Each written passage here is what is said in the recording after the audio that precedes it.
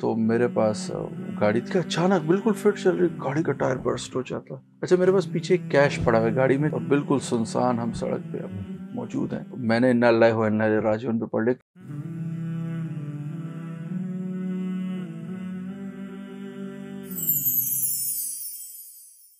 السلام علیکم ورحمۃ اللہ. وعلیکم السلام ورحمۃ اللہ. اسامہ بھائی، آج کے سیشن میں ہم بات کر رہے ہیں صبر پہ.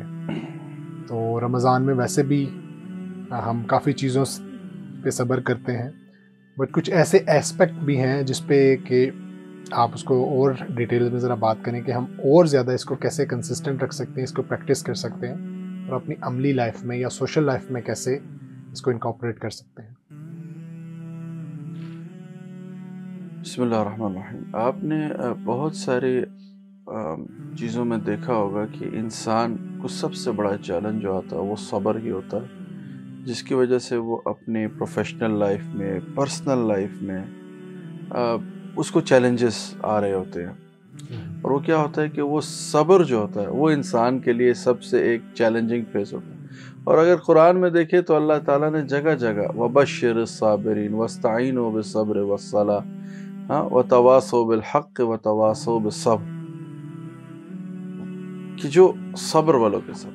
اچھا اب جو صبر ہے یہ انسان عمومی طور پہ نہ کرنے کی وجہ اس میں کیا ہوتی ہے؟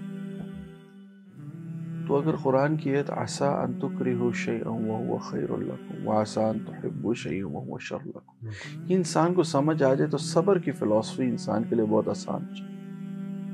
صبر کیا ہوتا ہے کہ بھئی کوئی چیز ہے جو آپ کی امیدوں اور آپ کے جسے کہتے ہیں نا وشز کے مطابق نہیں ہو پا رہی اور اس سے الٹ ہو رہی ہے اور اس پر آپ نے صبر کرنا. میں تکلیف میں نہیں رہنا چاہتا لیکن مجھے تکلیف ہو رہی ہے، صبر کرنا.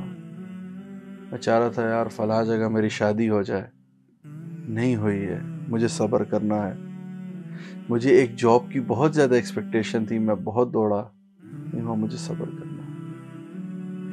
اچھا اب ایسے موقع پر صبر ریئلائز کرنے کے لیے کیا کرنا ہوتا ہے؟ آپ کو اس میں صرف خیر کی توقع اپنے لیے رکھنا، اس میں میرے لیے خیر ہوگی، یہ صبر کی پہلی سیڑھی ہے.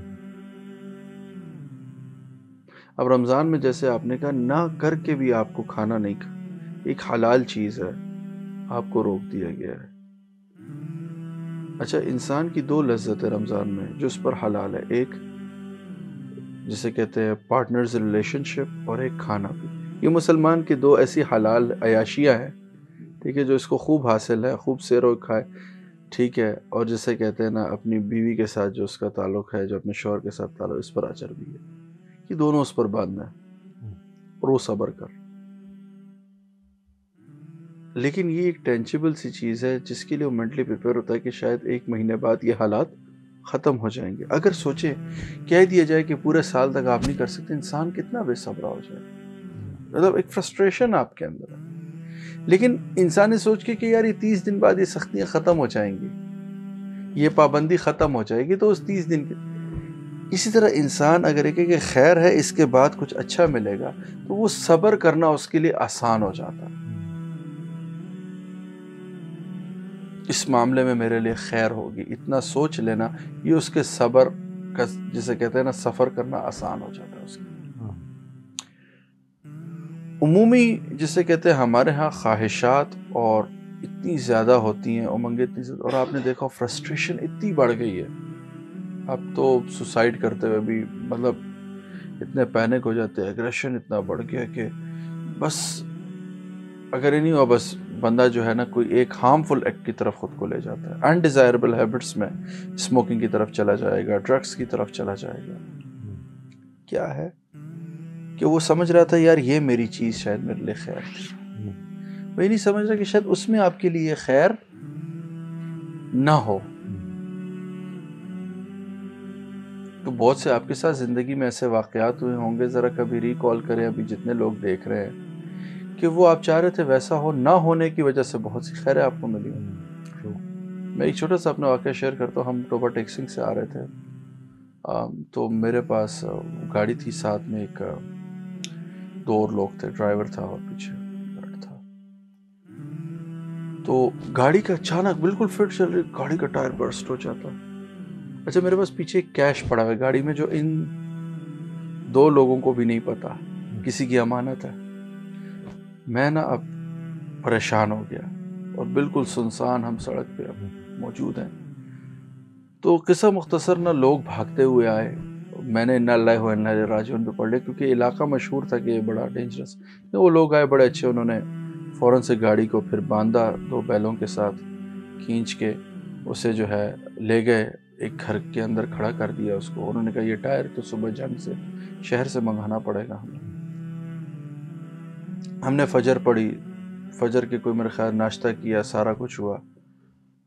صبح جو ہے نا جی دیکھا وہ ٹائر آ رہا ہے، تو ٹائر جو ہے وہ فکس ہوا. تو ایک صاحب آئے، اس صاحب نے کہا یار وہ پتہ چلا رات کو آگے 2 گاڑیاں لوٹی ہیں. تو میں جو ہے سجدے میں گر گیا. اب مجھے پورے ٹائم یہ ریئلائز تھی کہ میری رات ضائع ہو گئی، شاید میں کہاں ہوتا، شاید میں کہاں ہوتا. اس واقعے کے بعد سے میں نے اپنی لائف میں کچھ ہوتا تو میں نے ایک اپنے لیے ریئلائز ہے کہ یار نہیں اس میں کوئی خیر ہوگی، اور خیر کا پہلو مجھے نظر بھی آتا. تو ہمیشہ صبر جو ہے، صبر کیا کس پہ کرنا ہے کہ چاہت سے ہٹ کے کوئی چیز آپ پر ہو گئی، کوئی ایسی انہونی ہو گئی جیسے آپ نہیں چاہتے تھے کہ یہ بندہ میرے سے جدا ہو، وہ بندہ آپ سے جدا ہو گیا، آپ صبر کرو، کیا پتہ خیر ہو. بہت سے آپ کے گھر کے بزرگان ہوتے ہیں اللہ کو پیارے ہو جاتے ہیں، بہت تکلیف ہوتی ہے، اس تکلیف کو ایسا کیا پتہ اس میں ان کے لیے خیر ہو، کیا پتہ اللہ ان کو محتاجی سے بچانا چاہتے ہو، کیا پتہ اس پہ وہ بیماری نے اتنا سخت وقت لایا ہو کہ اللہ نے کہا اس کو اس سے آزاد کر دیا جائے. تو صبر کے لیے سب سے پہلے کیا کرنا ہے کہ یہ توقع رکھنا کہ اللہ کی طرف سے خیر ہوگی. کیونکہ اللہ قرآن میں فرماتے ہیں عسیٰ ان تکرہوا شیئا وہو خیر لکم، کہ شاید تم یہ جس چیز کو کرا سے دیکھ رہے ہو تمہارے لیے خیر ہو. سان تحبوا شیئا، یہ چیز ہے تم اسے اپنے لیے اچھا سمجھ رہے ہو، وہو شر لکم، کیا پتہ تمہارے لیے شر ہو. واللہ یعلم وانتم لا تعلمون.